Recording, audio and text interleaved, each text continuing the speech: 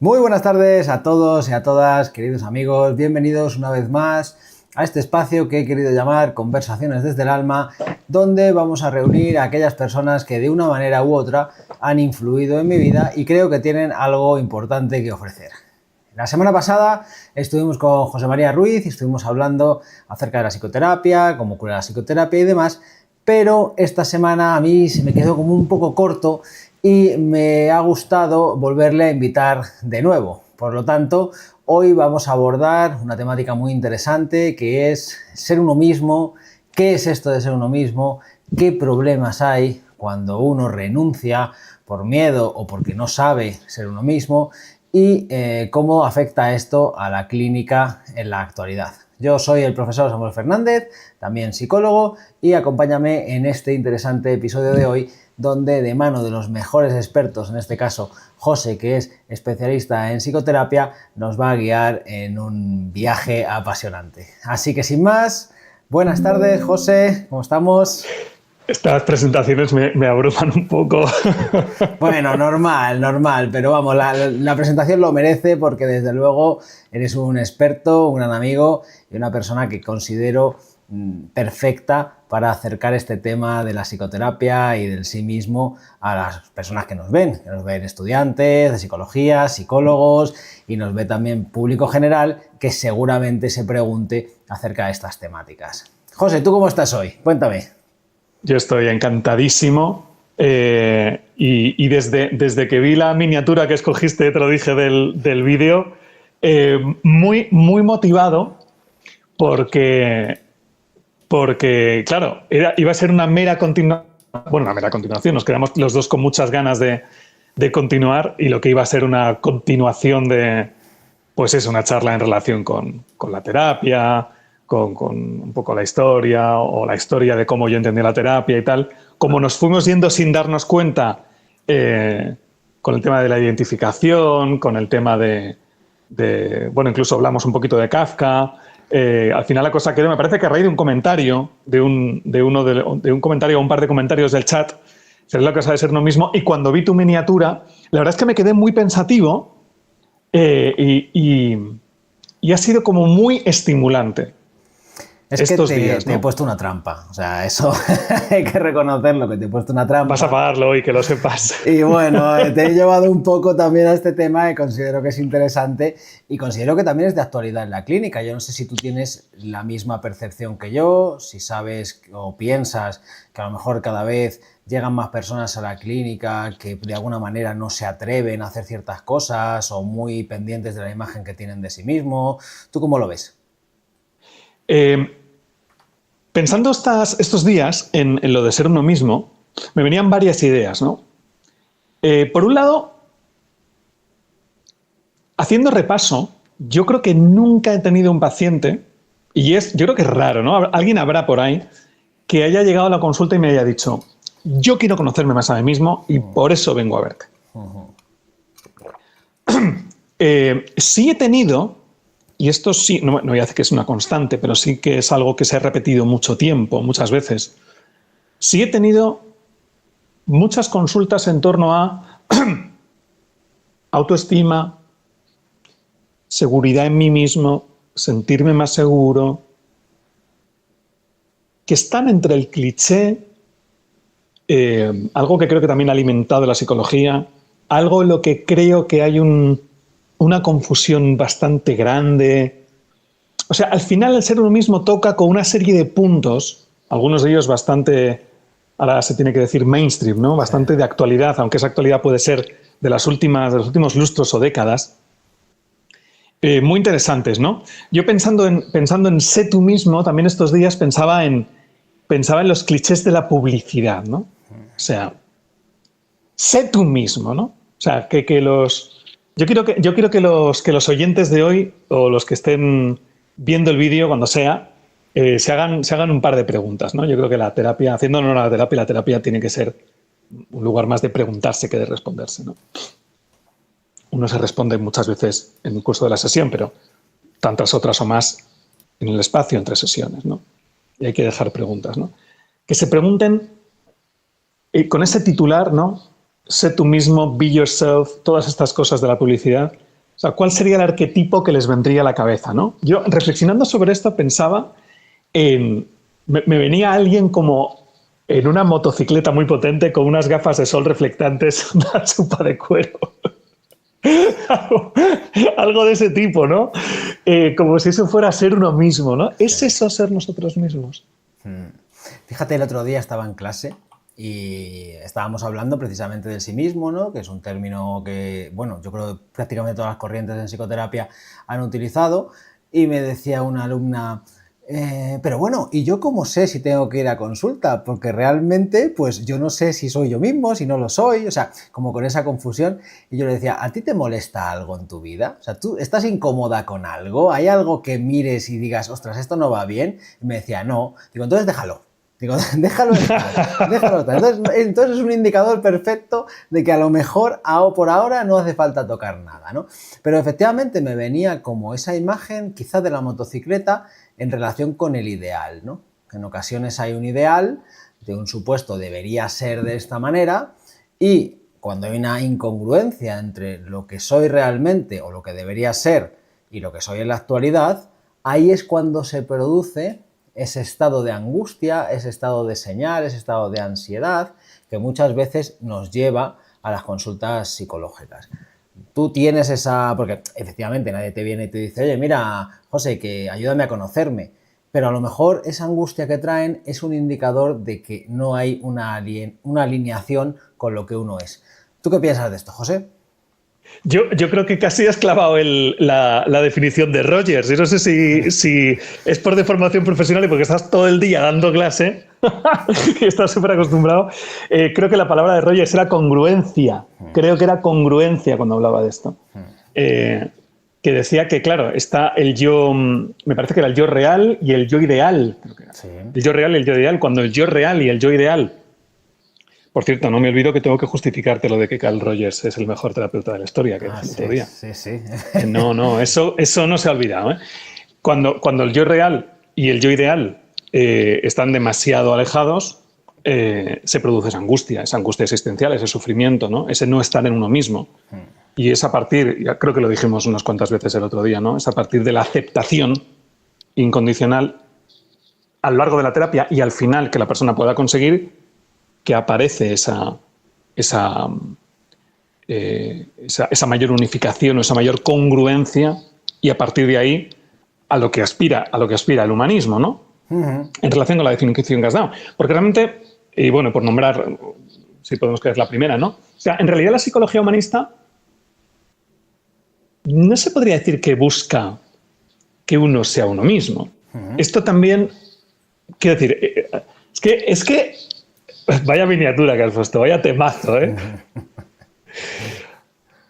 Esto nos remite un poco a Parménides y Heráclito, ¿no? O sea, ser uno mismo, ¿en qué sentido? Y cuando ya soy yo mismo, ¿entonces qué? Si se supone que es la cúspide y a lo que debo llegar, yo creo que el humanismo lo entiende desde otro punto de vista. Lo entiende desde un punto de vista de que ser uno mismo... Bueno, hay una frase que creo que dice que la meta es el propio camino, ¿no? Resuena un poco con esa idea. O sea, de lo que se trata es de... Dime, perdona. Digo, cuando estás planteando de Parménides, Heráclito, también me venía a la cabeza si hay una esencia o si realmente hay una existencia a través de la cual nosotros nos afirmamos al actuar, al decidir, al elegir, ¿no? Entonces tendríamos que intentar discernir aquí si hay como una especie de self real, una esencia real, inmutable, o hay como una especie de self más fluido que se afirma en función de lo que elegimos, ¿no? Entonces, yo no sé si hay como una especie de núcleo del sí mismo que es estable para toda la vida, o realmente el ser humano es lo que tú dices, un camino, un proceso, un cambio, un fluir, ¿no? O sea, ¿cómo lo ves? Yo también en relación con esto, ¿no? Claro, intentemos responder a la pregunta, ¿no? O sea, ¿existe esta esencia? Porque eso también incluso me venía a la mente el barco de Teseo, ¿no? Sí. Claro, si al final vas cambiando las... Eso es. Cuéntanos para... Claro, vas cambiando las piezas del barco, porque se va estropeando una. Incluso también cualquier biólogo podría hablarnos de esto, ¿no? ninguna de las células que tiene mi cuerpo actualmente eran las mismas que cuando yo nací. Todo mi cuerpo se ha renovado entero, ¿no? A nivel celular. ¿Cuál es la esencia? Bueno, esto es una empresa que la filosofía y la religión llevan milenios planteándose, ¿no? El otro día ya, o sea, a mí como que me interesa mucho el tema de Oriente y Occidente, ¿no? Tampoco sé exactamente la razón, pero me resuena mucho. Cada vez como que lo tengo más en la cabeza. Y estaba pensando también en lo de la relación con el ser uno mismo. Y claro, o sea, que yo recuerde, la primera religión que se plantea esto seriamente es el hinduismo. Y el hinduismo, como es más bien una unión de pensamientos, el hinduismo por lo menos se calcula que tiene 4.000 o 5.000 años. Uh-huh. Y el hinduismo lo que se plantea es que el ser uno mismo realmente tiene que ver con reunificar no me acordaré de la palabra, el Atman con el Brahma. No recuerdo exactamente, pero tiene que ver con reunificarse con el todo. Sí. Uh-huh. Y esto el hinduismo lo dice el alma universal. Reunificar el alma individual con el alma universal. Pero esto el hinduismo. Claro, es que el budismo lo que te viene a decir es que de lo que te debes deshacer es de algo bastante parecido al yo consciente o al yo que tú crees que eres. Claro. Dejar tu deseo a un lado, claro, y a partir de la meditación, fundamentalmente de la meditación, no solo, pero fundamentalmente de la meditación, aceptar la realidad y a ti mismo casi como un transmisor de la realidad universal o de la realidad que te llega, casi como un eco, ¿no? Cosa que también conecta bastante, ¿no? No en vano los humanistas estuvieron muy influenciados por la filosofía oriental. Claro, ¿qué contraste tiene esto con la idea que mucha gente tiene del ser uno mismo e incluso erróneamente con lo que los psicólogos podemos pensar de la salud mental y tener una buena autoestima? A mí esto es una cosa que me alucina. Es que a mí me llama la atención, macho, cuando escucho a la gente el ser uno mismo, lo entiendo muchas veces con el egoísmo, ¿no? O sea, en el sentido de ser uno mismo es como ser una persona egoísta, mirar todo el rato por ti, autoafirmarte pese a los demás, y es que yo creo que no va por ahí absolutamente nada, ¿no? Entonces, claro, es como, no, es que yo tengo que mirar por mí, tengo que ponerme el primero, y es que no es eso, o sea, realmente yo creo que no es eso. Yo estoy recordando, y por eso te planteaba el tema, sé que te gusta Winnicott, Winnicott hablaba del el falso self, ¿no? El falso yo, ¿no? Como una especie de estado de conciencia o de estado de relación en el cual la persona pues, no era congruente o coherente con cómo es realmente, ¿no? Y luego, por ejemplo, autores como Jung que planteaban que el self era como la suma de las partes conscientes e inconscientes, ¿no? Como que hay una parte desconocida de nosotros mismos. Y si hay una parte desconocida de nosotros mismos, hay una parte que de alguna manera no queremos ver. Entonces, yo no sé si el ser uno mismo va tanto con la afirmación y con este egoísmo que se conoce, o va tanto también por abrirse a las partes ocultas de uno mismo, las partes reprimidas. Y también la pregunta sería, ¿por qué reprimimos? Que eso no sé si el otro día lo hablamos, pero si no lo hablamos, o lo vamos a hablar hoy. ¿Tiene algo que ver la represión? Un menú facilito, ¿no? ¿Tiene algo que ver la represión con el dejar de ser nosotros mismos o con el alejarnos de lo que realmente somos? ¿Cómo ves esto, José? Empecemos por esa última. Venga.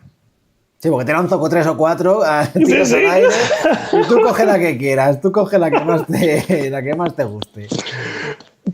O sea, si me hablas de represión, por asociación libre tengo que pensar necesariamente en nuestro papá Freud. No tengo más remedio, ¿no? De hecho, en relación con la represión, que yo sepa, desde luego, desde dentro del mundo del psicoanálisis, poca actualización ha habido respecto al mecanismo básico de la represión.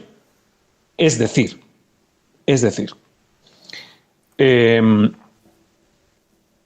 la mente necesita defenderse de ciertas realidades. Y particularmente de ciertas realidades que tienen que ver con determinados impulsos nuestros. Sí. Nuestros. O sea, de hecho, es una cosa que también entronca mucho con la terapia. No recuerdo esto si lo nombré en la pasada charla, pero creo que sí. Que al final es frecuente que un paciente, a lo largo de una terapia que se ha resuelto bien, que ha dado sus frutos, que ha sido satisfactoria, se dé cuenta de que lo que le daba miedo al principio tenía que ver con lo de fuera y los últimos pasos de la terapia tienen que ver con enfrentarse a algo que le daba miedo y que estaba dentro. Claro. Pero bueno, no me quiero desviar demasiado. No, es que, claro, para eso estaría... Yo creo que no te estás desviando. O sea, yo creo que al final, en cierta medida, lo que estamos planteando es, se puede reprimir algo, ahora veremos por qué causas puede haber, y en la medida que te acercas a lo que te da miedo, quizá te conozcas un poco más y quizás tengas la valentía de también expresarte un poco más a ti mismo, ¿no? Ser un poco más auténtico. ¿Lo ves por ahí o lo ves por otro lado? A ver. Claro, o sea, como me has nombrado Winnicott, muchos de nuestros participantes en el chat o que están viendo el vídeo, me imagino que son estudiantes de psicología, les interesa mucho la psicología. Sabrán que Winnicott era psicoanalista y bueno, uno de los que continúa la primera estela de Freud, una de las escuelas del psicoanálisis. Y respecto a lo que comentabas de Winnicott y la idea del falso self, yo creo que es años 1960 aproximadamente. O sea, me gusta Winnicott por cuestiones bastante prácticas. Quiero decir, luego probablemente haya tiempo para profundizar un poco más en este embrollo que es ser uno mismo y las implicaciones prácticas y técnicas que tiene para la terapia, porque es que esto es apasionante. Pero luego entraré en eso. Lo dejo como una pequeña y primera pincelada. O sea, la forma en la que para mí lo describe Winnicott a nivel práctico es de las mejores. Porque plantea algo que creo que se puede entender a nivel terapéutico. Es decir, hay un self auténtico, ¿vale? Vamos a decir que es el self, para no complicarlo demasiado. Digo self por no hablar de ello, bueno, respetamos la terminología de Winnicott.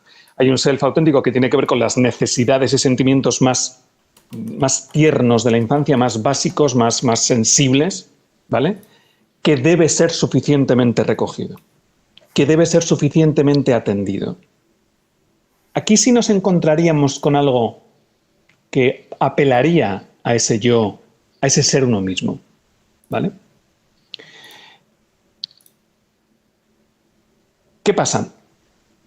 Que hay un grado, hay un abanico de posibilidades respecto a cómo se puede ser receptivo a las necesidades de un bebé o de un infante.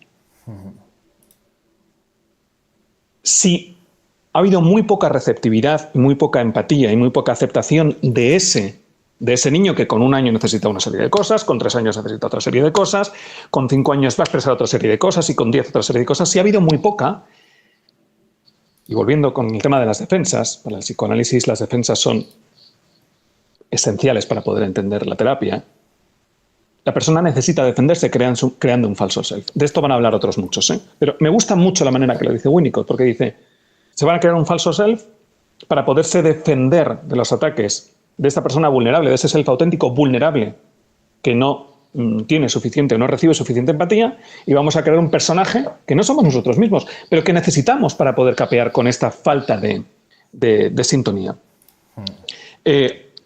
Winnicott no plantea volver a ser uno mismo auténtico. De hecho, plantea un falso self sano, entre comillas, o más sano, que es aquel que evidentemente se reprime, volviendo a la idea de depresión, suficiente como para poder trabajar, por ejemplo, claro, o vivir en sociedad, o no ser meramente impulsivo y, bueno, pues dentro de una saludable, digamos, represión, bueno, para el psicoanálisis la represión es saludable, si es dentro de unos límites, ¿no? Poder adaptarse al entorno.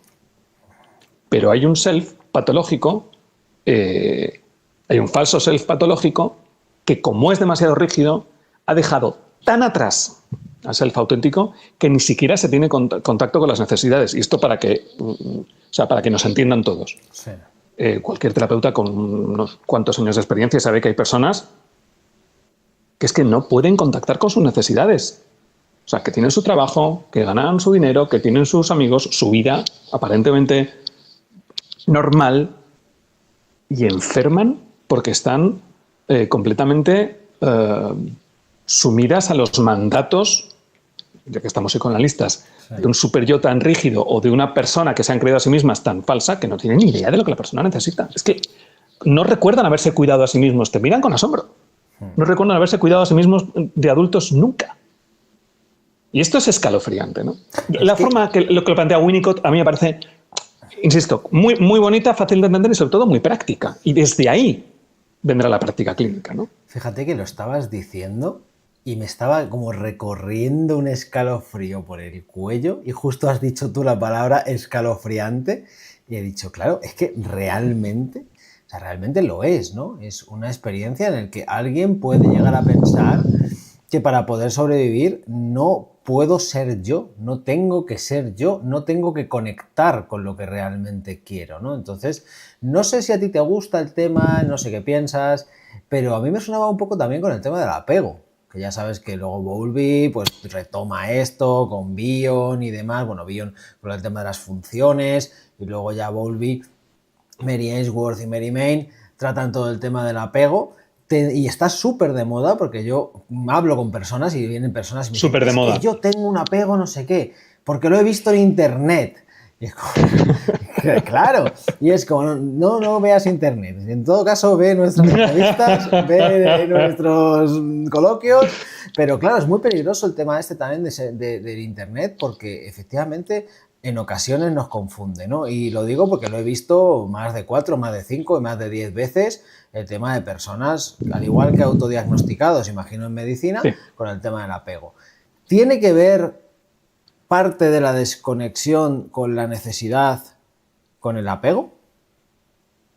Si entendemos que hay una parte, al menos, del ser uno mismo a la que podríamos teóricamente tener acceso y que tiene que ver con las, yo subrayaría necesidades, y que tiene que ver con las necesidades básicas, evidentemente sí. Evidentemente sí, sin duda ninguna. Y un apego seguro, además que se va a notar en la transferencia y en la contratransferencia a lo largo de las sesiones. Se va a notar esa conexión o falta de conexión. Para los que nos escuchan que no son psicólogos, transferencia y contratransferencia, ¿cómo lo definimos de una forma sencilla? Muy sencilla, o sea, que no sea una cosa técnica académica, sino una cosa sencilla para que se pueda entender. Los pacientes, según el psicoanálisis, y esto también fue uno de los grandes descubrimientos de Freud, los pacientes, por cómo es la terapia, que es una relación particular, y se entiende que distinta por el marco terapéutico, por las reglas, por la alianza, por todo.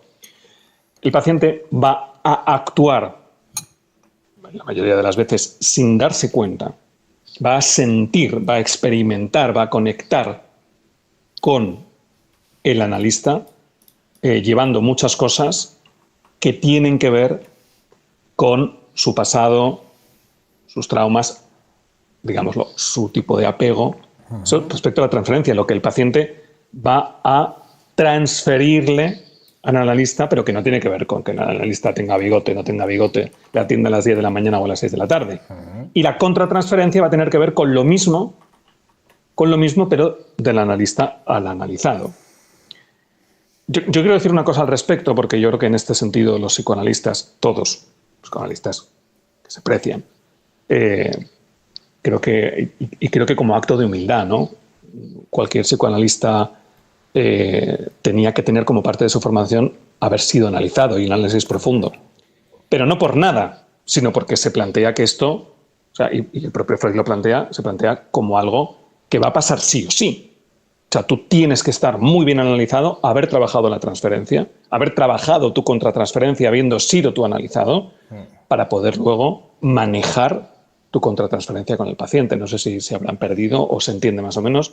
O sea, hay una serie de cosas que tienen que ver con que nos revuelve, nos resuena lo que pasa en terapia, tanto a paciente como terapeuta, y eso, por lo menos, hay que ser lo máximo consciente posible.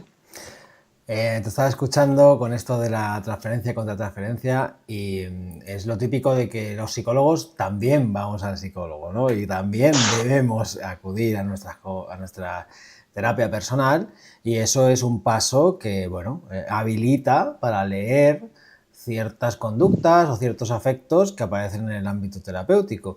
Yo a lo mejor me adelanto un poco y las personas que nos están escuchando a lo mejor pueden pensar ya, pero porque la transferencia también tiene que ver con los afectos que la persona deposita en la relación, que no necesariamente son de la relación, o sea, que son de cuestiones pasadas, previas, antiguas. Lo has resumido 100 veces mejor que yo y mucho más rápido. Y además me encantan los afectos que me ponen en la relación que no tienen que ver con la relación. Claro, lo decía porque a lo mejor... Se nota que eres profe, ¿eh? Digo, a lo mejor la gente que nos escucha puede pensar, bueno, a lo mejor hay personas con las que me relaciono que yo siento que tienen una forma de conducirse cuando están conmigo o lo que sea, que no tienen tanto que ver con cómo soy yo con ellas, sino con su historia y demás. Para que lo entiendan, sería como una cosa así, pero aplicado a la sesión terapéutica. O sea, transferencia y contratransferencia son cuestiones de la sesión terapéutica y, para que lo entiendan, son las emociones que la persona te deposita sin conocerte. Porque para que funcione la terapia te tienen que conocer poco. Por eso el tema de las autorrevelaciones y tal, pues bueno. Entonces, estábamos hablando de esto en relación con el ser uno mismo. Entonces, cuando hay personas que a lo mejor no conectan con esa necesidad, tú has planteado que quizás en la transferencia, es decir, en la relación con el psicólogo, actúan de una manera determinada, ¿no? Esto se nota, o sea, se siente como terapeuta, notas que la persona no se acepta, lo intuyes por lo que te dice. ¿Tú cómo lo ves? Primer punto. A estas alturas, pocas cosas a nivel como terapeuta, de pocas cosas tengo tanta claridad y tanta seguridad. Hoy que además vamos a poner en cuarentena esto de sentirse seguro, de esto debo reconocer que me siento bastante seguro, al menos a día de hoy, que para ser terapeuta uno debe haber hecho una terapia personal.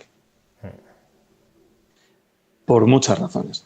Pero fundamentalmente porque, o sea, el otro día creo que dejamos bastante claro que la terapia es un camino, es una búsqueda, es un proceso, es un acompañamiento serio en el mejor sentido de la palabra. ¿Cómo no nos va a revolver?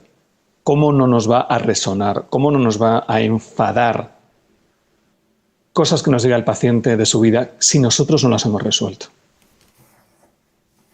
Resuelto no significa que no tengamos problemas. Por supuesto que los tenemos.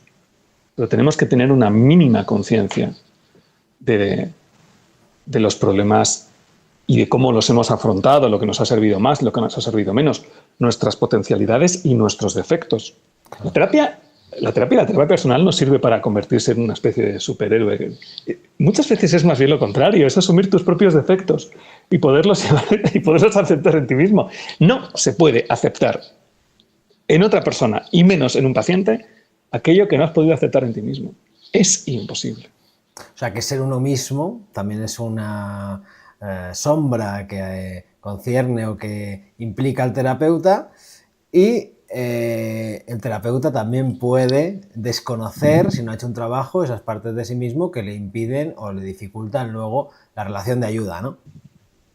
He dejado antes, en relación, me lo acabas de recordar, lo de ser uno mismo, ¿no? Me venía lo del oráculo de Delfos, lo del templo de Apolo, ¿no? Sí.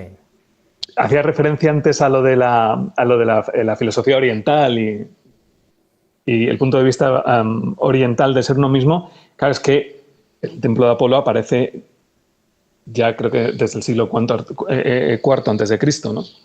Conócete a ti mismo.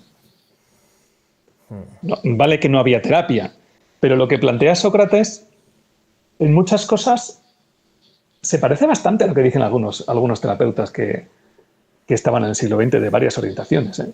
Y se cuela... Lo que plantea Sócrates es una deconstrucción.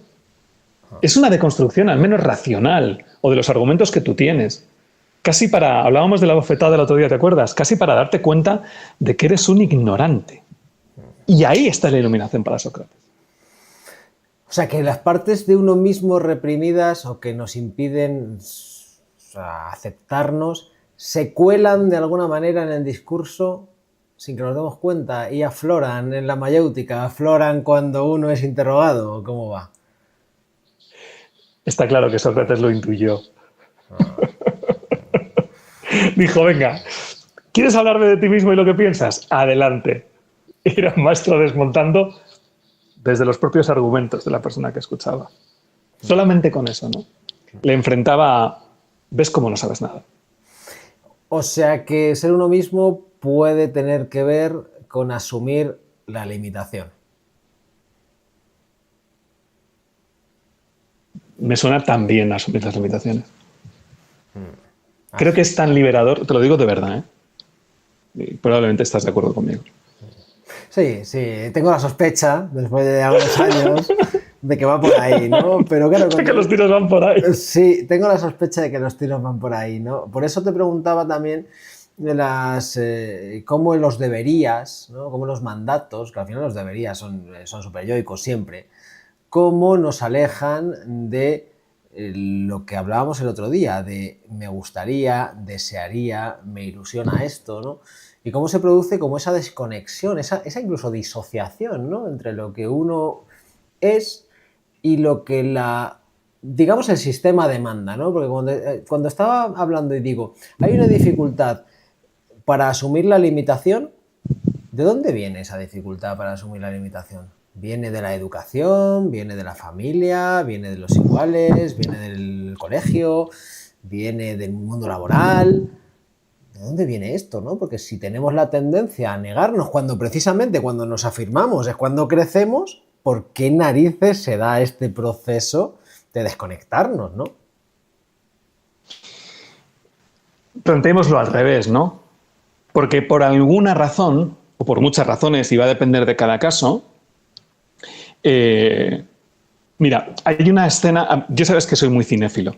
Ya te propuse el otro día hacer otra reunión en el futuro. Cuando quieras. De psicología y cine, que lo vamos a gozar también. Pero hay una escena que cualquier mínimamente aficionado al cine que nos esté viendo recordará. Yo la tengo mucho en la mente, ¿no? En muchas sesiones, que es la de Lo que el viento se llevó. La famosa e icónica escena, la protagonista en el momento más miserable de la Guerra Civil Americana, teniendo que rebuscar entre la tierra, entre ardiente y podrida, y coge parece que es una raíz o un rábano medio podrido, empieza a comerlo, lo escupe y proclama: a Dios pongo por testigo de que jamás volverá a pasar hambre. Valga esto simplemente como mera recordatorio o metáfora visual que decías el otro día. Es muy curioso que hay algo que suele estar, y ahora voy a hacer referencia a una cuestión bastante consciente, ¿eh? Esto es bastante, dentro de lo que se puede decir bastante consciente, que también creo que se repite en la vida de las personas y que suele aparecer en terapia, que es ese momento entre la segunda infancia y el final de la adolescencia. Claro, ese abanico puede ser amplio. Puede ser un abanico, puede ser una horquilla amplia. Entre los 10 y los 17, 16 años, puede ser antes, puede ser después, pero normalmente hay. Y que tiene que ver con esa cosa que es como que uno toma una decisión trascendental. Voy a simplificarlo mucho, ¿vale? Porque este es un clásico y que se refiere también y que nos recuerda a la escena que acabo de nombrar. Yo siempre seré fuerte. ¿De acuerdo? Como yo siempre digo, hombre, no es una mala identificación. Hay gente que escoge siempre ser débil, ¿eh? Pero bueno, no voy a entrar ahí para no complicarlo. Sí. Normalmente va a ser más un siempre seré fuerte, ¿no? Y las repercusiones catastróficas que eso puede tener en determinadas vidas. Bajo determinadas circunstancias, bajo determinados condicionantes. Porque en cualquier situación en que esa persona no se siente fuerte, no se reconoce a sí misma, el sentimiento que tiene es casi de despersonalización. Es un sentimiento de angustia que le es intolerable. Entonces su vida... Claro. Se estrecha. Eso es. Me acuerdo de una vez cuando... Bueno, varias veces, ¿no? Personas que dicen, no puedo más, ¿no? No puedo más con esta situación, no puedo más con esto, no puedo más con lo otro. Y alguna intervención que a mí se me ocurrió en ese momento es que a lo mejor no es poder más, sino poder menos, ¿no? O sea, tienes que... ¡Qué bonito! Claro, es que no hay que poder más, sino que hay que poder menos. Hay que permitirse aliviar esa carga o hay que permitirse cambiar de posición, ¿no? Te estaba escuchando y me estaba acordando del triángulo dramático este de Karman. No sé si te acuerdas tú, ¿no? Cuando estabas hablando de... O sea, hay como una especie de... Yo tengo una pizarrita aquí. Lo estoy compartiendo con los oyentes. Yo tengo aquí una pizarrita, ¿sí? ¿Vale?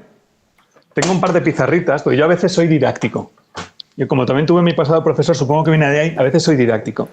Y el triángulo de Karman, cuando algún paciente o determinados pacientes me hablan de determinadas personas de su entorno, es de las cosas más reveladoras que yo he sentido que un paciente me ha mirado y me ha dicho, ¿es esto? Claro, claro.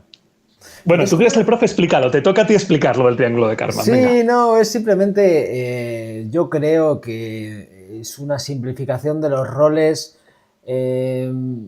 digamos, de forma tosca, que las personas pueden asumir en su vida, ¿no? Y como que hay tres estados que también redundan o que explican la manera de sufrir y de conducirse en el mundo de las personas, que fundamentalmente están en pantalla para quien lo quiera ver, son la posición de víctima, que la persona que está en esa posición va a sufrir porque el mundo es injusto, porque el mundo es cruel o porque alguien o algo va en contra de él o de ella. La posición de salvador, que necesita a la víctima para poder sacarle de esa situación penosa, y son, bueno, personas pues que a lo mejor van a estar constantemente procurando rescatar a los demás o procurando cargarse con todo, mientras que la víctima quizá delega un poco más o suelta un poco más, el salvador recoge y se lo echa a la espalda. Y luego el perseguidor o persecutor, que es aquel que me parece muy interesante porque funciona como a modo de cubo de la basura. En muchas relaciones de pareja, yo cuando hice el experto en terapia de pareja y he tratado con parejas, siempre hay como una especie de elemento externo a la propia pareja donde las personas depositan frustraciones, peligros, amenazas, etc. Y dicen, no, es que nosotros estamos bien, es culpa de tu madre o es culpa de tu abuelo, de tu tía, ¿no? Entonces, claro, es como que el yo puede manejarse en esos tres estados, vamos todos cambiando, vamos transitando unos u otros, pero llega un momento en el que a lo mejor nos enganchamos en uno y estamos constantemente, pues eso, en el papel de víctima o en el papel de persecutor, y eso es lo que tú creo que planteabas antes, que es lo que sucede cuando la persona tiene los roles muy rígidos, ¿no? O sea, a mí lo que más me alucina es que son genialidades del mundo de la historia de la psicología. Aquí sí que sé que compartimos al 100% la pasión por estas cosas, que de verdad, no sé, es que son patrimonio de la humanidad. Son verdaderas genialidades. Que luego Karman ha sido poco conocido en otras... o sea, dejó lo del triángulo de Karman y fue casi como un one hit wonder, ¿no? Sí. En su carrera profesional, ¿no? A mí lo que más me alucina del triángulo de Karman, en relación con el triángulo, es que las personas que han asumido que es un papel por otro lado, no recuerdo, creo que no era Karman, no recuerdo quién era. Si era Eric Berne, no me acuerdo quién era, sí, que decía y sostenía que la posición de víctima es la posición más poderosa de todas. Y estoy bastante de acuerdo con esto. La persona que ha adoptado el rol de víctima, y esto es alucinante, si de verdad está fusionada con esa identidad, tienes dos posibilidades si estás con esa persona. O eres víctima, o eres perseguidor, o eres salvador. Claro. O eres perseguidor, o eres salvador. Y la persona te va a colocar en una de las dos. Y sin ser conscientes lo intuimos. Y podemos perpetuar este círculo del triángulo dramático, se puede perpetuar años. Porque esa persona, habiéndose asumido como víctima, solo te puede colocar como salvador o como perseguidor. Claro. Y de verdad que es dramático el triángulo. Sí. Claro, puede ser tu madre, o sea, sí, tu madre sería la suegra, la perseguidora y tú eres el salvador. Eso es. Pero como no actúes como salvador, eres tú el perseguidor. Eso es. Eso es. Eso me recuerda ya cuando se patologiza mucho a las personalidades psicopáticas, ¿verdad? Las personalidades psicopáticas narcisistas, incluso que está ahora muy de moda el narcisismo y bueno, vamos a mencionarlo por encima, que el narcisista es una persona que no tolera las medias tintas, o sea, o estás conmigo o estás contra mí. No hay otra posibilidad. Entonces, claro, no entramos en esto porque sería una cuestión de dedicarnos 3 horas más, pero claro, o sea, esas personas con esas patologías narcisistas precisamente no pueden permitirse contactar con la falta, con lo que ellos, o sea, con una visión global, auténtica de sí mismos, ¿no? Están identificados con la imagen. Sí, porque el otro es un objeto. ¿Amplía? Porque el otro es un objeto. Pero amplíalo un poco para las personas que nos escuchan en casa. Estaba pensando, te estaba escuchando y decía, ¿cuántos? O sea, no voy a decir todos los trastornos de personalidad, pero creo que la mayoría de trastornos de personalidad comparten este, vamos a llamarle problema, o comparten esta desgracia vital, ¿no? El otro como objeto. El otro como objeto porque no puedo valerme. No he podido crecer del todo. Entonces necesito al otro no como persona, no como igual, sino como bastón, y en el caso de los narcisistas puede ser de la manera más cruel posible. Bastón, en este caso de qué, en el narcisista, bastón de mi ego. Tú vales como imagen especular de un yo grandioso que tengo que transmitir constantemente. Claro. Estaba pensando también, me estaba recordando a Kohut, luego a lo mejor digo algo de Kohut, que también es uno de mis favoritos. Y hay una cosa que quería comentar también antes, se me ha ido, en relación con el ser uno mismo, ¿no? Con el ser uno mismo. Porque pensaba yo a raíz de nuestra charla de hoy, claro, lo interesante del concepto de ser uno mismo a nivel terapia es que aquí se plantea un dilema muy curioso. Me explico. Vamos a suponer que la persona busca ser sí misma, o quiere ser uno mismo, o vamos a pensar que el objetivo de la terapia fuera ese. Claro, ¿qué papel debe tener el psicólogo? O sea, porque aquí incluso se podría decir que hay 2 escuelas. Bueno, vamos a dividir para simplificar, ¿no? Por ejemplo, volvemos a Freud. Claro, desde el punto de vista de Freud es un arqueólogo, ¿vale? Digámoslo metafóricamente. Entonces, como un arqueólogo o como un restaurador de arte, intenta influir lo mínimo posible en la pieza que ha descubierto para quitar las imperfecciones y ver lo que hay en el fondo. ¿Vale? Yo tengo que intentar no estar ahí para que a través de esos actos fallidos o de esos lapsus o de esas transcripciones de los sueños o de las cosas que haga el paciente o de los síntomas que tenga, ¿no? Las 4 fuentes del inconsciente, ¿no? A partir de ahí, ver poco a poco viendo y confrontando al paciente con su inconsciente, ¿no? Pero yo tengo que estar ahí lo menos posible. Y ahí aparece el diván. El diván está por eso. Tiene una buena intención. O hay que hacer lo contrario. O hay que estar presente y no se debe ser aséptico. O sea, pensemos, ¿no? También en otra disciplina, un biólogo, un científico, un físico que quiere analizar una partícula, ¿no? Tiene que estar totalmente cubierto para no interferir en la esencia de esa partícula para poder verla y no contaminarla, pero eso se puede hacer en terapia. Buen punto. Y efectivamente... Eso se puede, se debe... ¿Perdona? Digo, tiene relación con lo que decías de las 2 grandes abordajes que yo creo fundamentales en función de la fuerza del yo que tenga la persona con la que estás tratando. Porque hay personas que no tienen una consistencia yoica porque no han tenido una aceptación básica en la infancia y entonces quizá hay que estar un poco más presentes Y luego hay personas que es la que se conocía como las patologías por conflicto, cuyo, como decía Freud, síntoma principal es que sufren de reminiscencias, sufren de fantasmas, sufren de angustias, de ideaciones, ¿no? Entonces ahí está la gran diferencia, el conflicto y el déficit. En el déficit no mirar es una tragedia, Eso ¿no? es. Y en el conflicto uno está interfiere en la resolución del mismo. Entonces, el terapeuta tiene que ser también fino y saber a lo que se enfrenta, ¿no? Claro, asumimos que estamos en el corte del grupo de las personas por conflicto, ¿no? Que son las personas que a lo mejor se niegan de alguna manera a sí mismas o tienen esta represión que les impide expresarse o lo que sea. Ahí el ser uno mismo sería similar a lo que decía Freud de hacer consciente lo inconsciente, o ¿por dónde van los tiros? Volviendo un poco a lo que te comentaba de Winnicott, yo sí creo que hay un yo mismo que vale la pena desenterrar y que, para decirlo de otra manera, y que creo que está en lo más sencillo de nosotros. Lo más sencillo. Sí.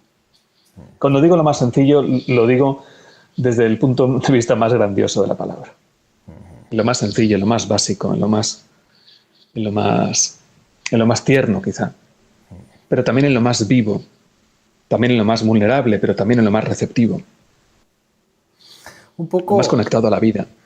me hacía acordar de Levi Moreno, que era el papá del psicodrama, ¿no? Que él planteaba la espontaneidad, que también lo planteaban los humanistas precisamente, ¿no? La espontaneidad como forma de autenticidad, ¿no? La persona que no es espontánea es la persona que está neurótica, que se neurotiza, que se hace rígida, ¿no?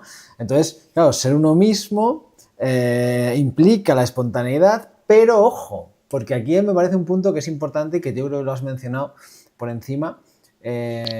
Bueno, lo asociaba yo con las disciplinas orientales, ¿dónde empieza mi libertad o dónde termina mi libertad y dónde empieza la tuya, ¿no? Porque se puede entender mal que estamos diciendo a lo mejor que ser uno mismo implica liarse la manta a la cabeza, hacer lo que me salga de las narices y que no me importen los demás. Entonces yo creo que tampoco deberíamos dar ese mensaje por ahí, ¿no? A mí me viene a la cabeza muchos casos con los que yo he trabajado que dices, joder, es que si le digo esto a esta persona, me va a dejar, o se va a enfadar conmigo, o yo qué sé, va a atacarme, ¿no?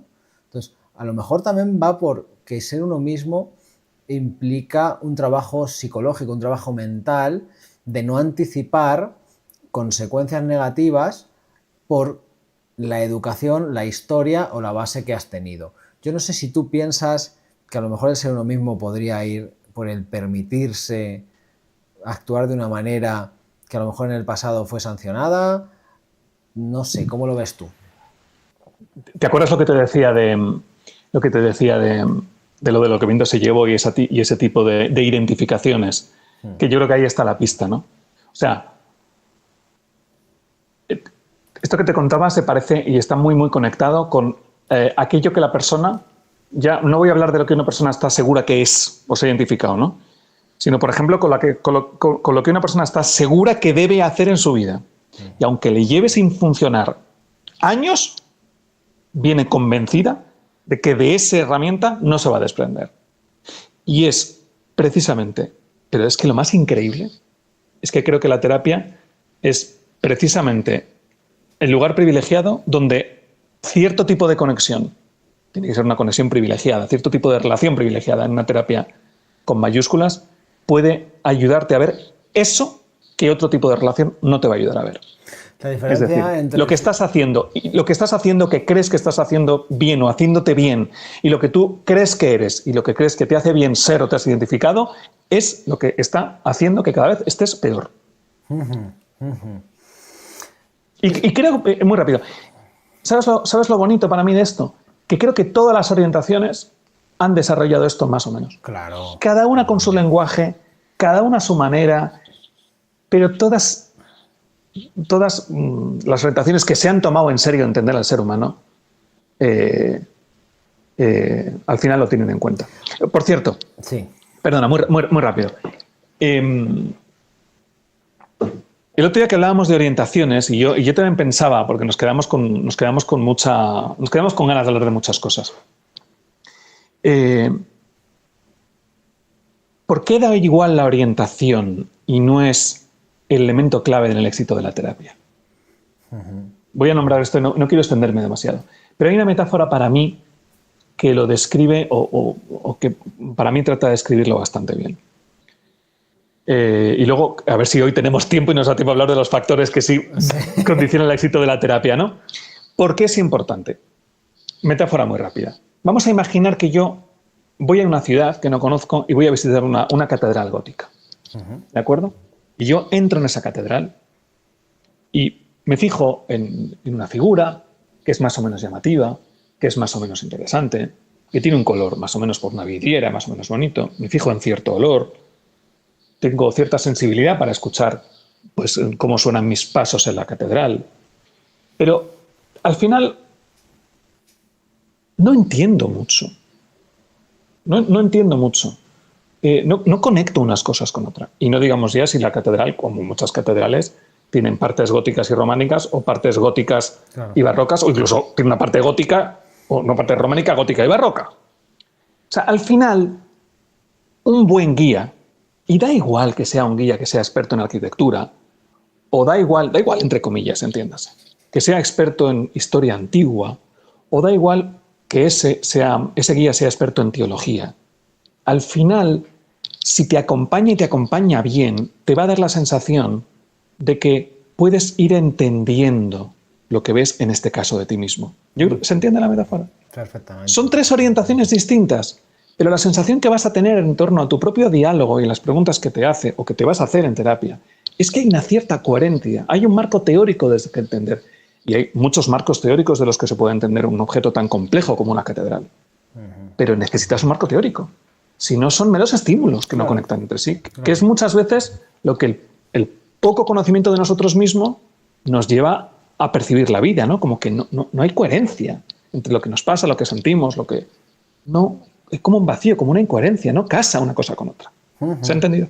Sí, perfectamente. Y yo me gustaría, para la gente que nos escucha, que está escuchando la conversación o que nos está viendo, ¿qué indicadores? Es que me viene por la pregunta que me hizo el otro día la alumna, que me decía, joder, ¿y cómo sé si necesito una terapia? ¿Cómo sé que si no la necesito? ¿No? Es que me parece tan maravilloso que digo, joder, pues es verdad, ¿no? Es una muy buena pregunta. ¿Qué indicadores hay para que una persona pueda sospechar, de alguna manera, que a lo mejor no está siendo, no digamos, no está siendo ella misma, sino no está actuando en coherencia consigo misma?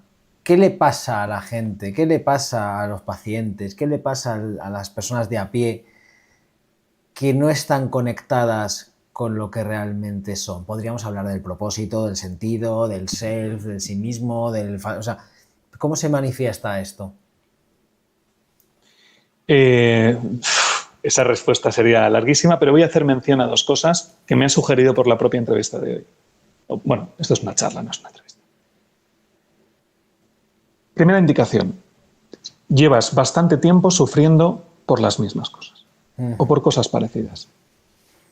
Y la segunda, y que es algo que los dos nos resuena, Samuel, porque experimento que no hay espontaneidad ni autenticidad en mi día a día.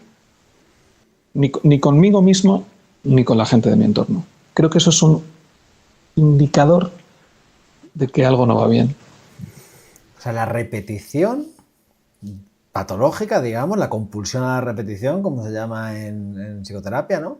Y como esa falta de frescura, ¿no? Como ese aburrimiento vital, ese hastío vital, esa despersonalización, esa alienación, serían... Esa incapacidad para vivir el presente como algo nuevo, como algo enriquecedor, como algo que vale la pena. Ese no estar en el aquí y el ahora. Sí, esa desconexión. De uno mismo, de los demás, de la situación, estás sin estar. No habitas la vida estás viviendo, ¿no? Parece como que estás con la cuerda, que te han dado cuerda y vas de un lado para otro, pero no estás. Qué buena, qué buenos puntos. A mí me queda un tercero, ¿no? A ver qué piensas. ¿Cuál es el papel de la angustia ahí?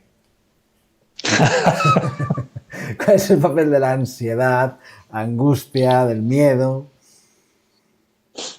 Freud habla de la melancolía como la pérdida de uno mismo, ¿verdad? Una cosa es perder un objeto valioso, algo que todos vamos a reaccionar con tristeza ante la pérdida de algo que valoramos, de algo que queremos.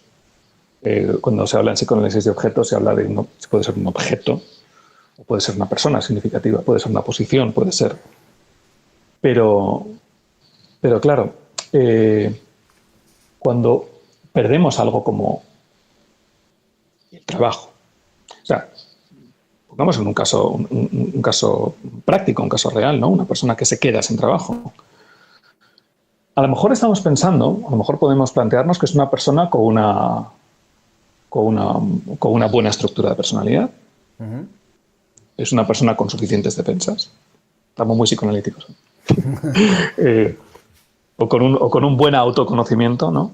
Pero se enfrenta a una situación tan difícil como llevar 30 años en un trabajo o en un matrimonio y lo que está sintiendo es que ha perdido una parte esencial de lo que es. No ya de lo que tenía, sino de lo que es. ¿Hay un sufrimiento normal ligado a esto? Bueno, yo pienso que sí. Lo que pasa es que, claro, ¿vale la pena buscar ayuda ante esta angustia? Tú me preguntas por la angustia, ¿no? ¿Vale la pena buscar ayuda ante esta angustia, de esta pérdida de uno mismo? O de este enfrentarse con ciertas partes de uno mismo relacionadas con esta pérdida de uno mismo que uno había metido debajo de la alfombra hacía, vaya usted a saber. Claro. Yo pienso que sí. Incluso, o sea, quiero decir, si la terapia vale para algo, la terapia muchas veces hacía referencia antes a la pérdida, o sea, al déficit o al conflicto, ¿no? Creo que hay momentos en la vida verdaderamente delicados y complicados en los que la angustia es insoportable y creo que merece la pena ser ayudado, ¿no? El otro día te comentaba, bueno, la gente se gasta mucho dinero en tratarse mal, ¿eh? Mucho. ¿Vale la pena un pedir ayuda? ¿Vale la pena un ser acompañado? ¿Vale la pena un conocerse mejor? Yo pienso que sí, sobre todo cuando más lo necesitamos. Claro. Y el otro caso sería que una pérdida de un calibre como este, o sea, no la pérdida de algo tan importante como lo que acabamos de nombrar, sino pequeñas pérdidas, creo que puede ser también un indicador, nos llevan a estados de angustia que racionalmente, que objetivamente, que conscientemente intuimos o sabemos que no es para eso. Claro. Pero la angustia está ahí y es demasiada angustia. Creo que en los dos casos... Hay mucha gente que dice, yo escucho muchas veces, todos deberíamos ir al psicólogo. Pues no lo creo. Pero al igual que creo que no todo el mundo debería ir al psicólogo, sí que pienso que todo terapeuta debería ir al psicólogo. Sí. Tampoco creo que todo el mundo debería ir al psicólogo, me parece una frase, no me identifico con ella. Sí que creo que la terapia puede ser un lugar de conocimiento, de sanación, de mejora, sobre todo cuando realmente necesitamos ayuda. Y no hemos podido mejorar o no hemos encontrado la ayuda necesaria. Es que fíjate, estoy seguro de eso. Fíjate, te pregunto esto, porque no es poco frecuente personas muy angustiadas, pero que no interpretan, no entienden o no saben de dónde les viene la angustia. Porque, a ver, yo muchas veces lo hablo, por ejemplo, en las clases, digo, a ver, es normal que tú pienses que vas a hacer una exposición pasado mañana, te imagines que todo el mundo te va a mirar y te va a ver el grano que te ha salido al lado de la nariz, cuando realmente la gente luego no se fija en eso, pero tú lo vives como una angustia terrible que te está indicando Total. algo, pero bueno, cuando pasa ese algo, tú haces tu vida totalmente normal y ya en el futuro cuando tengas que exponer en tu trabajo o tengas que exponer en otros ámbitos, ya veremos qué tal vas, ¿no? Pero hay una angustia que es normal, pero hay otra angustia que está indicando algo, ¿no? O sea, hay angustia de que vas todas las mañanas, toda la mañana con angustia en el autobús, toda la mañana con angustia en el tren, vas luego, por ejemplo, te levantas por la noche y tienes pesadillas, o sea, hay una especie de señal de decir, oye, mira, que aquí hay que mirar algo. Entonces hay muchas personas que veo que dicen, no, es que yo soy así, Yo soy así, yo no creo No que sé vivir, no sé vivir sin angustia. Claro, y yo no creo que sea el estado natural del ser humano estar angustiado. Estoy seguro, y resuena con muchas cosas que hemos estado comentando hoy, estoy seguro de que eso tiene que ver con una identificación.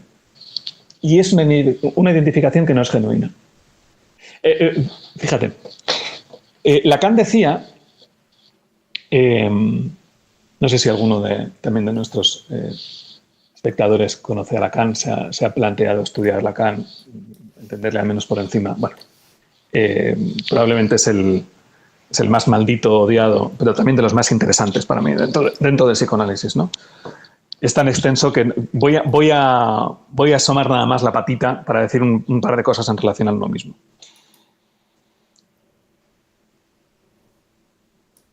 Para Lacan, que me corrija un lacaniano si lo hay, la terapia no vale para conocerse a sí mismo. ¿Vale? No vale. No vale porque entienden que el ser humano está tan colonizado que básicamente es el reflejo de colonizaciones desde que nació.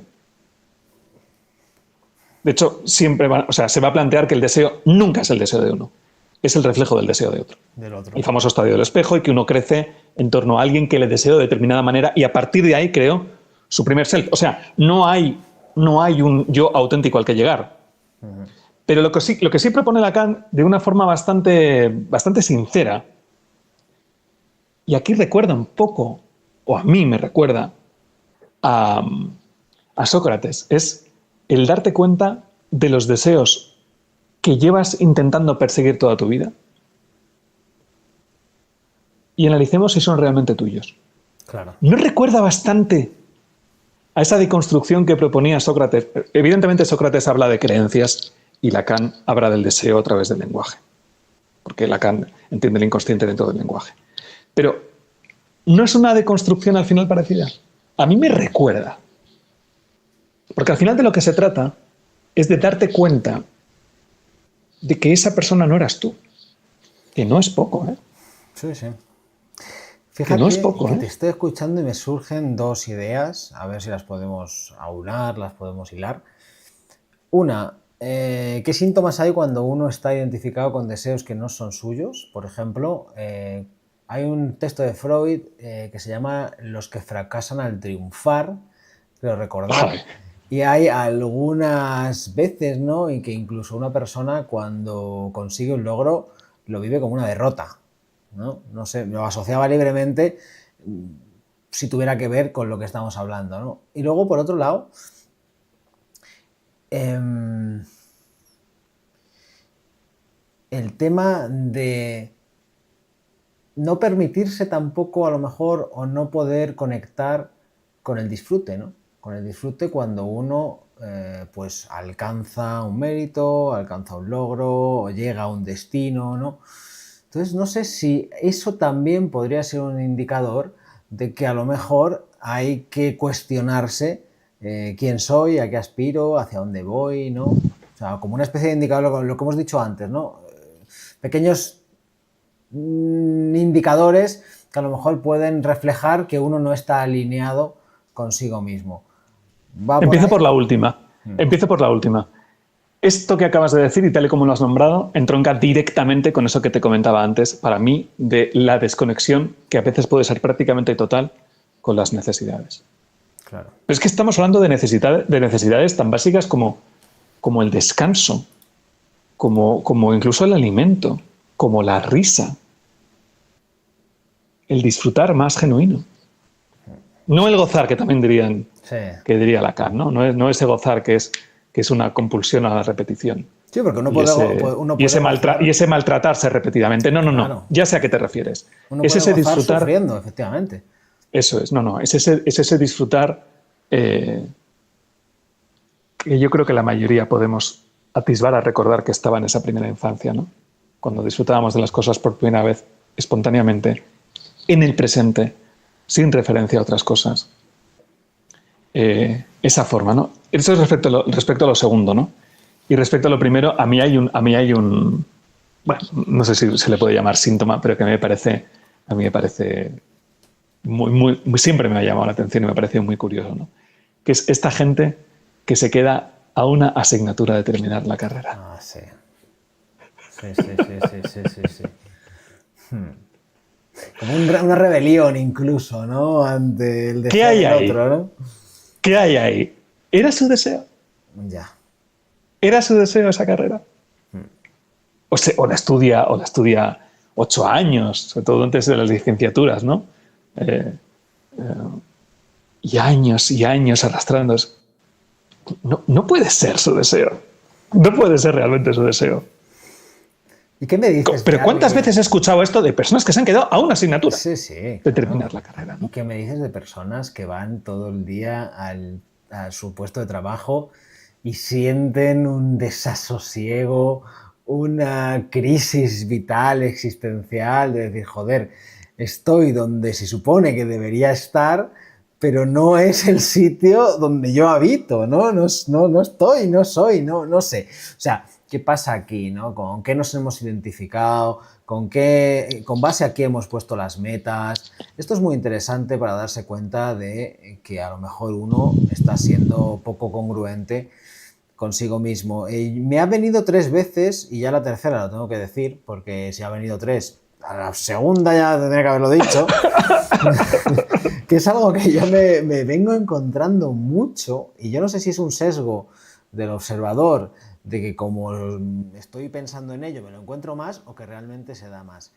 Cada vez me encuentro a más personas, esto lo decía Jung, alrededor de los, no es un tiempo cronológico, pero alrededor de los 35, 40, 30 y pocos, 40 y pocos, que me dicen, tío, algo ha cambiado en mí, algo ha cambiado, ya no disfruto con lo mismo, ya no estoy como tan seguro de lo que antes suponía que era lo que tenía que regir mi vida. Y yo no sé hasta qué punto esas crisis de la mitad de la vida, fíjate lo que te digo, son también indicadores y son oportunidades para coger y decir, ¿quién soy yo, no? ¿Cómo? Volviendo a la miniatura, ¿no? Ahí está. ¿Quién soy yo, no? O sea, realmente soy con lo que me he identificado. Y es una oportunidad excepcional porque yo creo que es el momento perfecto para coger y decir, bueno, voy a intentar hacer un proceso terapéutico si es que lo necesito o si es que considero que me puede ayudar, pero a lo mejor también por otro lado hay otras formas, ¿no? Me puedo mirar de otra manera, puedo escucharme de una manera más genuina, etcétera. ¿Tú crees que uno en esta mitad de la vida, en esta segunda mitad de la vida, tiene como más posibilidad de enganchar o de escuchar esas voces que le dicen que a lo mejor no está siendo congruente? ¿O tú piensas que durante toda la vida está presente como este impulso? Qué buena pregunta. El impulso puede estar presente. Lo que pasa es que el hacerse viejo tiene inconvenientes y tiene ventajas. Y el inconveniente, perdón, la ventaja fundamental que tiene es que uno se ha encontrado ya unas cuantas veces en esas situaciones en las que supuestamente debería estar disfrutando y sospechosamente no ocurre. Y cuando eso pasa, y son demasiadas veces, creo que decías 35 o 40 años, ahí está pasando algo, ¿no? O sea, uno de los temazos de la psicología actual, si se permite a lo mejor de la psicología postmoderna, tiene que ver con la seguridad que decíamos al principio, el estar seguro, sentirse seguro de uno mismo, ¿no? Claro, uno ha cumplido las supuestas metas que se supone que un joven tiene que cumplir, una joven tiene que cumplir, pero por supuesto aquí también entronca con el tema actual que tiene que ver con que los jóvenes no pueden emanciparse, claro. no pueden salir del nido, bueno, todas estas cosas. No quiero extenderme demasiado. Pero claro, llega un momento en que se supone que la adolescencia terminó y que ya no vale seguir experimentando o seguir teniendo sensaciones para sentir que uno tiene una vida que tenga sentido. Creo que también hablábamos de Frankl en la otra entrevista, ¿no? Yo no creo que se pueda vivir sin angustia si uno tiene una mínima sensación de sentido vital. Que cada uno tenga su sentido es otra cosa, evidentemente. Y además eso, el propio Frankl decía que es un trabajo personal. Bueno, la logoterapia, de hecho, se trata de eso. Encontrar cuál es el sentido vital de cada persona. ¿Podría ser el sentido uno encontrarse a uno mismo? No es un mal sentido, ¿no? Valga la redundancia. Sí, hablaban también de valores, también como una forma de orientar, de comprometerse, también con elecciones.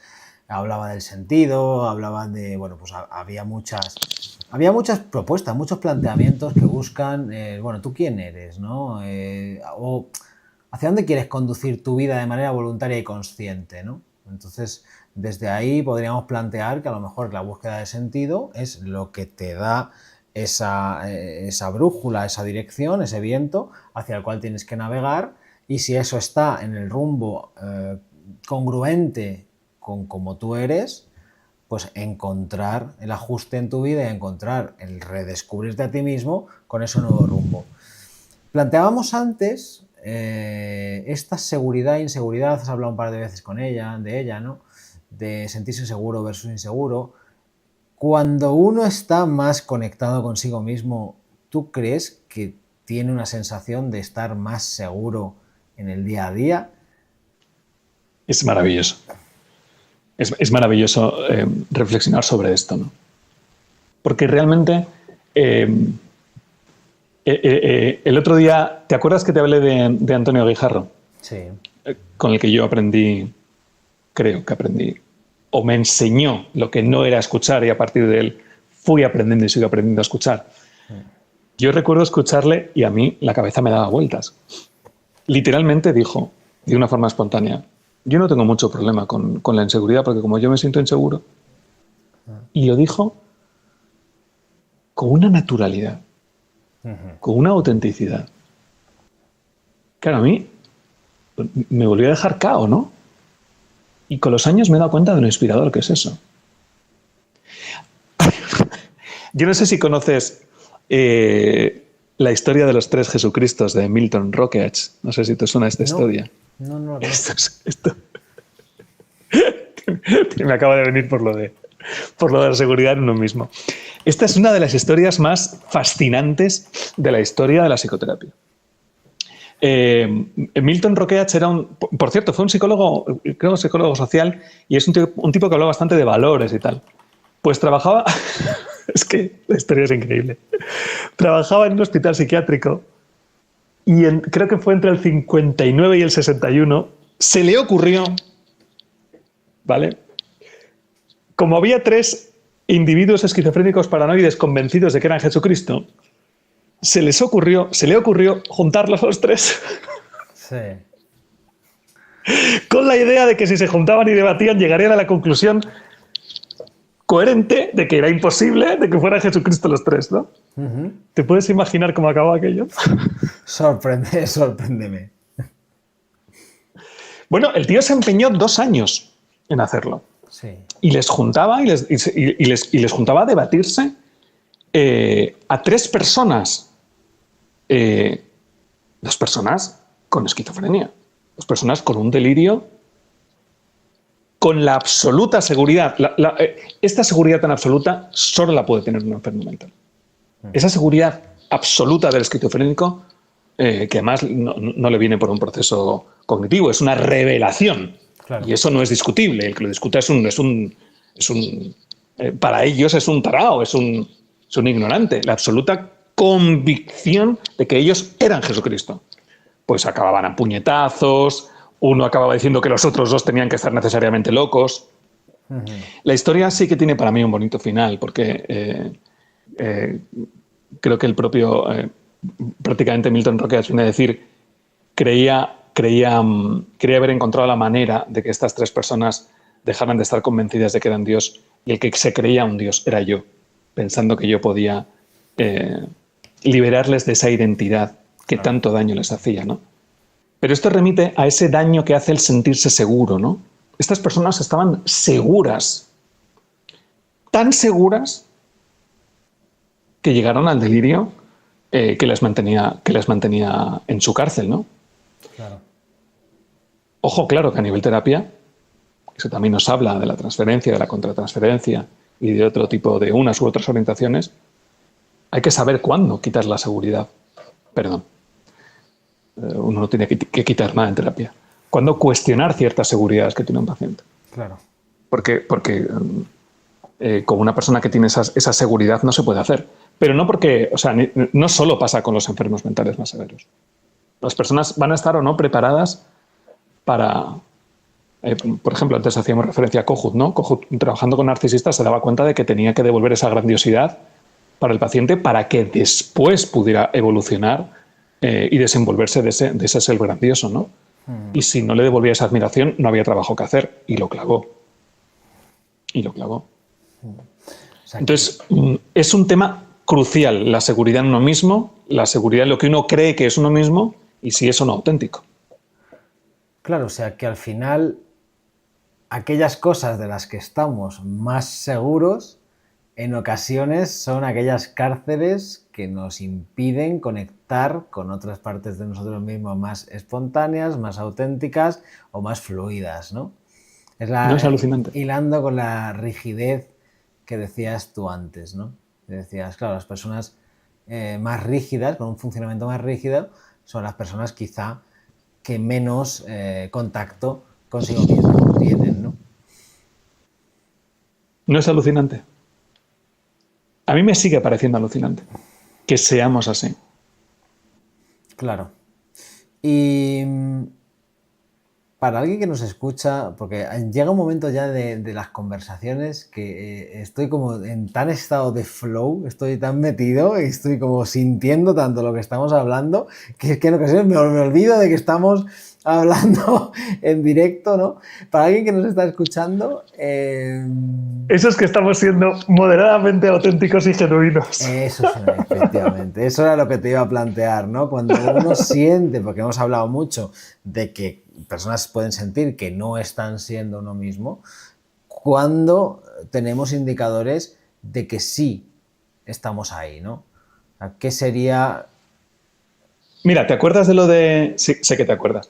De lo de cuántas personas sientes que te escuchan. Sí, claro que sí. Planteo la pregunta y no la respondo, ¿vale? A quienes nos estén escuchando y viendo. ¿Cuántas personas, o que recuerden a una persona con la que se hayan sentido verdaderamente a gusto en su vida? Verdaderamente a gusto. Y no me refiero por 5 minutos. Esto resuena con lo que estamos hablando. Y resuena y tiene que ver con, y nos tiene que dar tiempo hoy, Samuel, como sea, de hablar de los elementos que facilitan el éxito en terapia. Necesariamente, porque nos va a quedar el tiempo y no nos va a dar tiempo. Pues vamos a ellos y vamos a, en estos últimos minutos que tenemos, a hablar precisamente de los factores que son efectivos en las psicoterapias.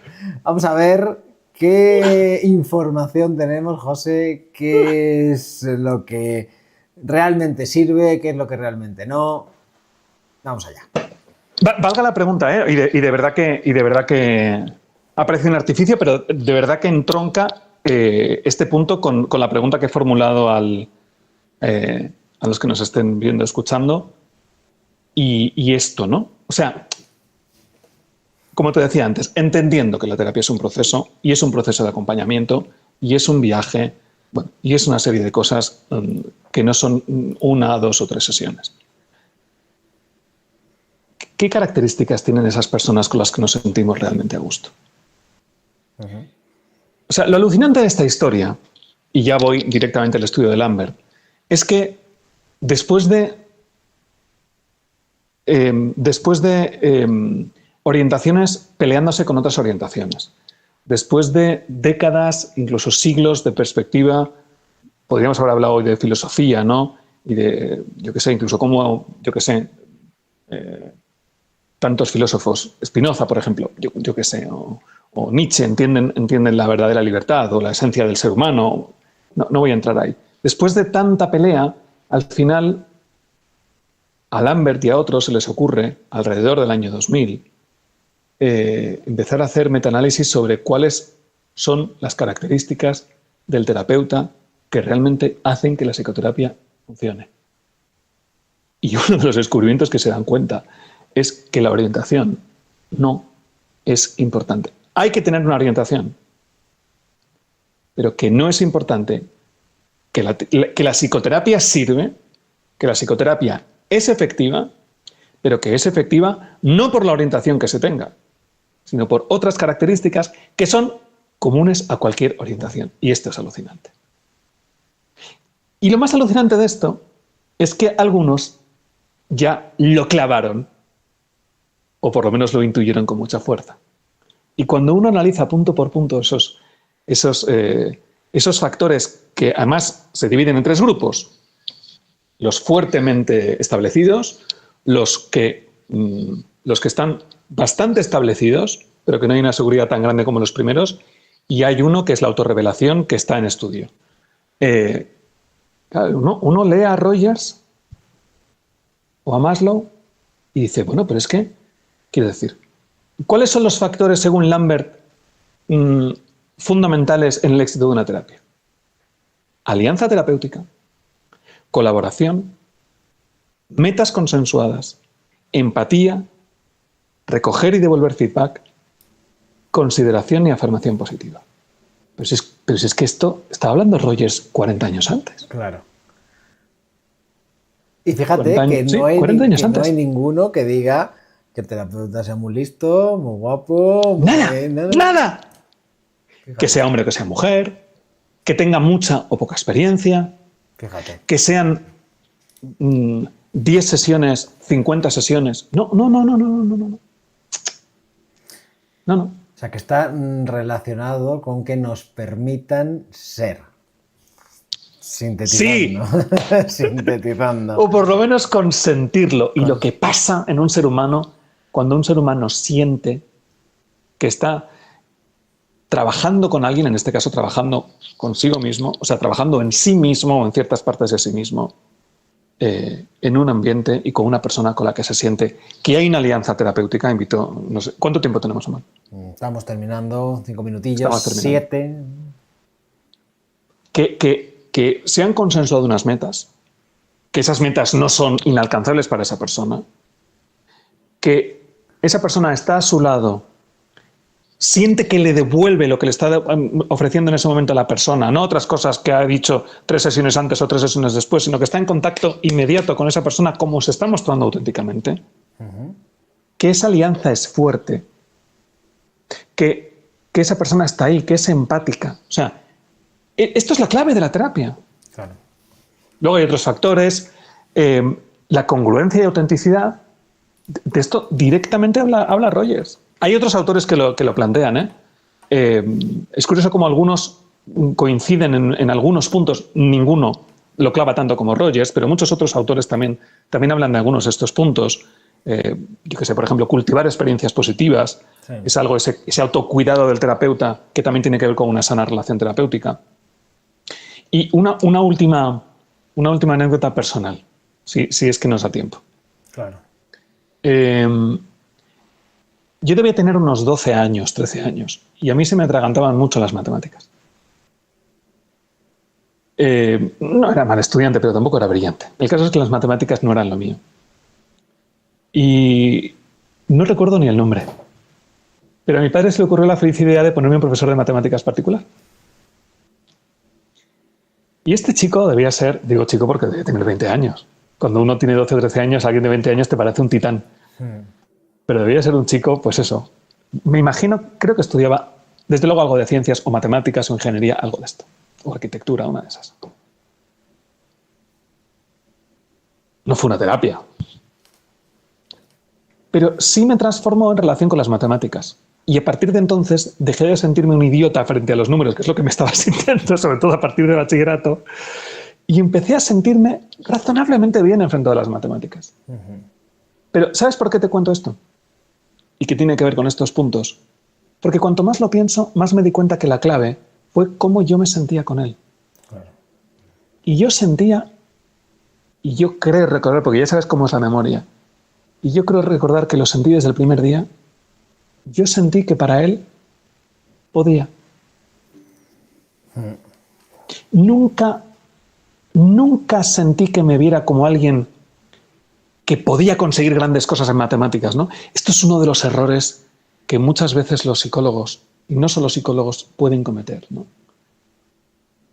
Puedes conseguir un montón de cosas, ¿no? Pero ¿por qué pones esas expectativas tan altas? La persona no lo necesita. Claro. Claro, ¿de quién Yo son las sentí que ese chico... expectativas? A lo mejor las expectativas son más del psicólogo que del paciente o del usuario, ¿no? Claro.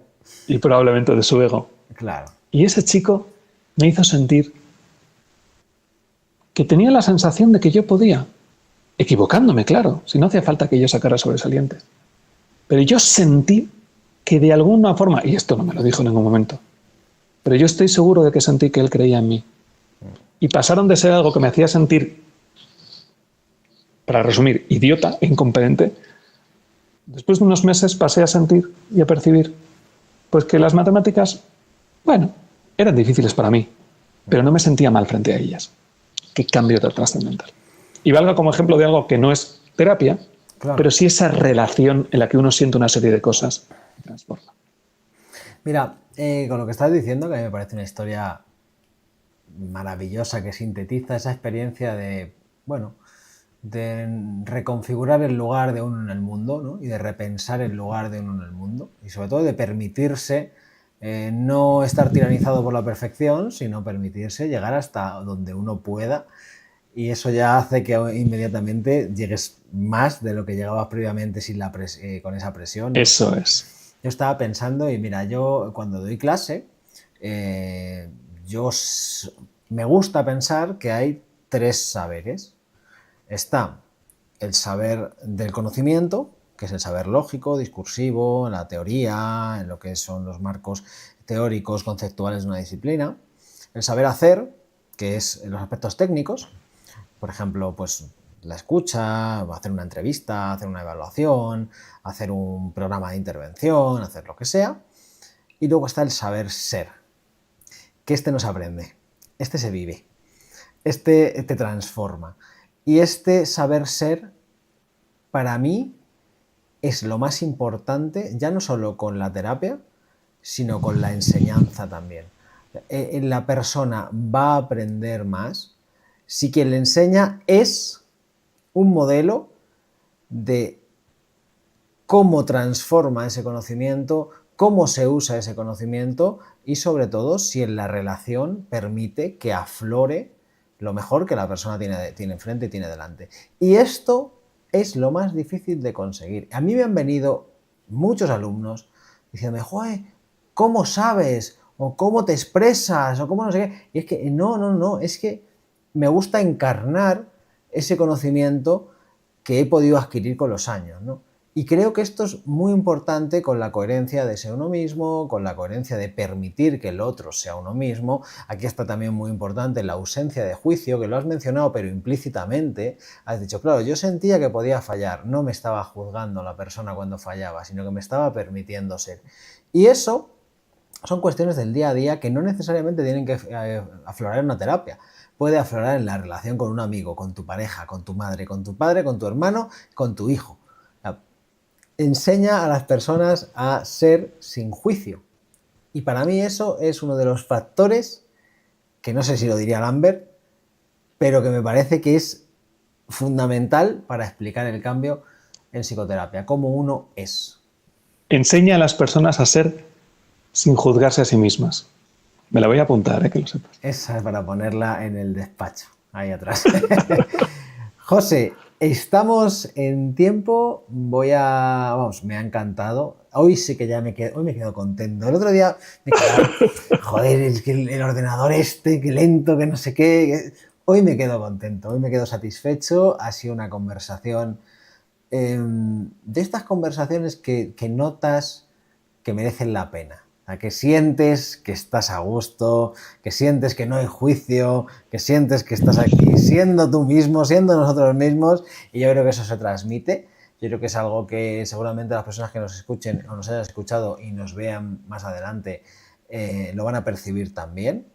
Y yo agradecerte infinitamente que un domingo, encima hoy que había fútbol, que lo hemos comentado antes, que yo no soy futbolero, pero bueno, me lo han dicho también, es que hay fútbol, Madrid-Barça nada menos, digo, joder, digo, bueno, pues nada. No he escuchado ningún gol a los vecinos del despacho, no sé si eso significa que hagan al Barça, no tengo ni idea, pero se supone que lleva hora y media el partido. Pues lo descubriremos ahora. Significa que estamos tan metidos aquí en lo que estamos en el aquí ahora, pues que no estamos abiertos. Yo agradecerte de nuevo que hayas estado aquí. Por supuesto, si quieres que algún día hagamos algo de cine, de lo que sea, ya lo hablaremos. Pero mi más absoluta gratitud por acompañarnos esta tarde, porque desde luego sacar una horita y pico de un domingo por la tarde con todo lo que tenemos que hacer es de agradecer. Así que muchas gracias. Qué a gusto me he sentido. Qué lujo escucharte y compartir contigo esto que nos apasiona. Y por supuesto que sí. La pelota está en tu tejado. Vale. Dejemos un tiempo y preparémoslo. Pero la de cine tendrá que caer. Antes o después. Pues voy a pasar a despedir y ahora en un minutito estoy contigo, ¿vale?